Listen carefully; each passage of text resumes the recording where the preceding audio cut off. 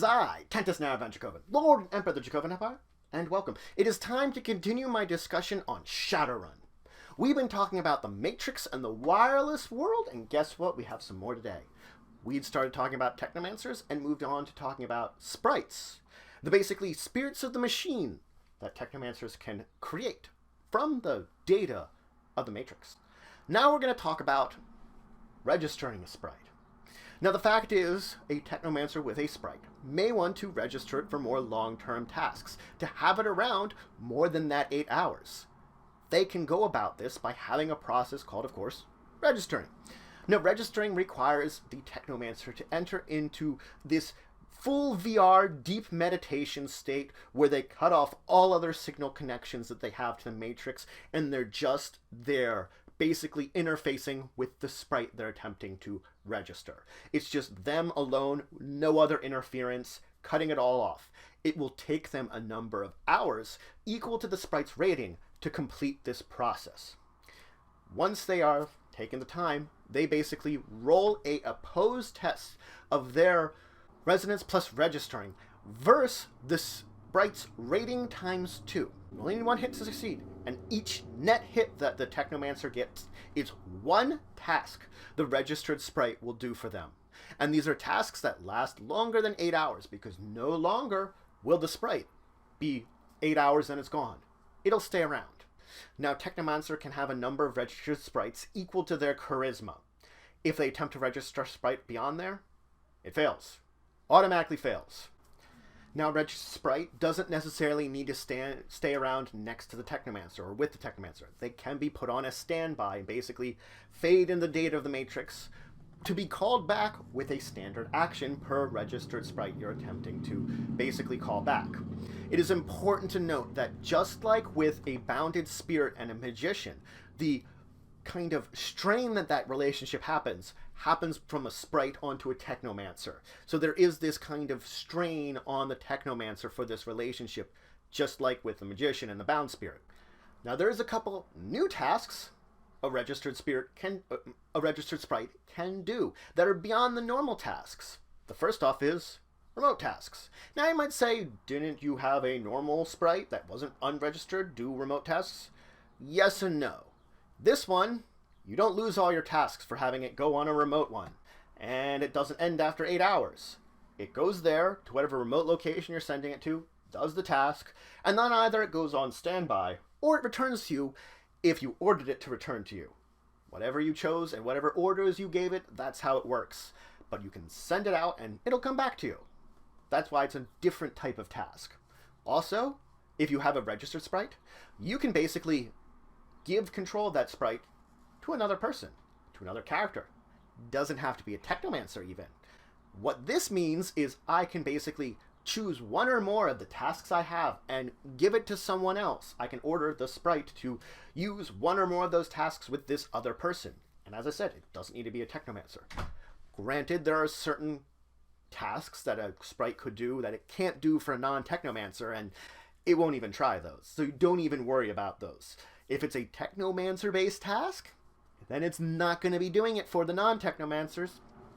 Now you can also have, for a task, have a sprite that's registered basically boost up one of your complex forms ratings by its rating. So effectively it's boosting the rating of one of your complex forms by a big amount. Now, per task you have this sprite use on it, it will have it last for combat turns the sprite's rating. So if the sprite's rating is 4, you get 4 combat turns of having one of your complex forms 4 higher. You see what I see? A lot of 4s there. Now, if you created a complex form on the fly, you can have a registered sprite maintain it for you, sustain it for you. You can remove that sustaining from your mental thing, so you don't get that -2 dice pool penalty for having this on the fly complex form be there and using it. So, of course, the sprite in question would maintain it themselves, and they would do so for a number of combat terms equal to their rating per task they use. So again, like before, if it's rating 4, it will sustain that task, sustain that complex form for 4 turns before having to use another task until it uses up all its tasks and it's done. If a sprite that is maintaining complex form is decompiled in cyber combat, then the complex form you're sustaining is lost. Basically, it's like the sustaining is broken, it's undone, gone. Now, you can also have a sprite, if you have it registered, help you learn a new complex form. Effectively, for one task, the sprite will add its rating to your dice pools to learn a new complex form, the extended test to learn one. You get it as a bonus. It's basically helping you learn that new complex form. Now, it is possible to re-register a sprite. The reasons you would do this is if you're running out of tasks and have to get new tasks, or you've run out of tasks and want to maintain this sprite, of course. To do this, you effectively do the exact same process you had to register in the first place. But it's no longer the extra net hits that give you tasks. It now is every hit you get beyond the resistance of the sprite, you get a hit task. So it's a little easier, and you don't have to worry about it going uncontrolled should you fail. It just means you just didn't register anymore. Now, you can decompile a sprite. Sprites themselves that aren't yours, or maybe yours if you really want to, that's kind of weird, you can basically remove them, break them down to the bits and bytes that they are, and decompile them back into the matrix. This will require an opposed test of your resonance plus decompiling versus the sprite's rating. Or if the sprite is registered, you add to that the registering controller's resonance to the sprite to figure out how difficult it is to resist. So basically, it would be the controller's, the creator's resonance plus the sprite's rating versus you if it's a registered one. Every net hit you get on this check reduces the tasks that that sprite has by 1. If the tasks ever reach 0, the sprite will then decompile on its next action.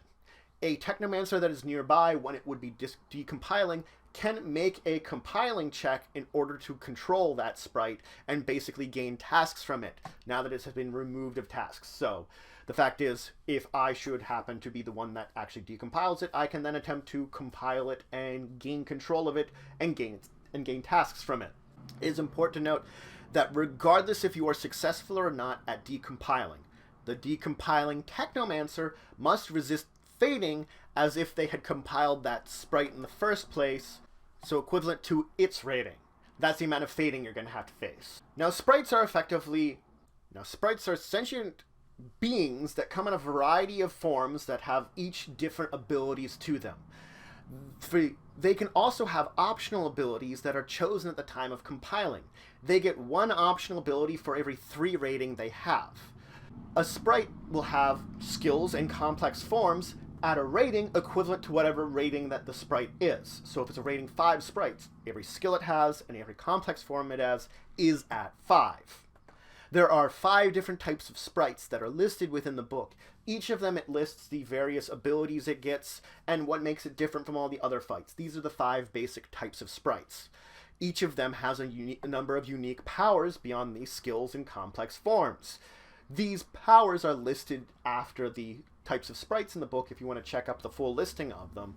These powers are either intrinsically linked to that form, or sometimes they are optional abilities that you can choose for them to have should you have enough rating.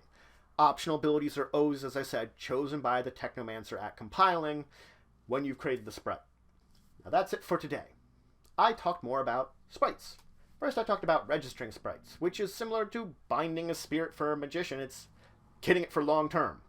Getting a sprite for long term. And there are a number of extra tasks that a sprite can do that you can't do to an unregistered one. Now, you are limited the number of you can register, equal to your charisma, but the fact is you can have a whole bunch of them registered to you, take the time to do it, and have them ready to help you out in the long run. I also then talked about re-registering them, of course, getting them back, getting more tasks for them, and decompiling them. Basically, getting rid of a sprite that probably isn't your own and making sure it's not around. And of course, you could steal it then. It's a possibility. You can totally compile it after you decompile it. And then I talked, of course, a little just about the basic idealism of the types of 5 sprites there are. Didn't go into details about them. You can check them up on your own. And I did talk about that there are sprite powers linked to those 5 types of forms that you can also check out in the book if you want to learn more about them. But those are important things to learn, especially if you're going to try to summon different types of compile different types of sprites. You're going to want to know what each one does, what purpose it has, and why you'd summon it, why you'd compile it. In the next episode, we're going to talk about matrix signatures when it comes to sprites, fading, and of course then we're going to move into submersion, effectively deepening your connection to the matrix and your resonance. That'll be an interesting one to talk about. But if you have any questions, comments, anything you want to say, anything you think I left out, please leave in the comments below. Please like, share, and subscribe. It should support the channel, the empire, the work I do. If you want to show some extra support, you can always check out my Patreon, link description below. But regardless, until the next time, I bid you farewell.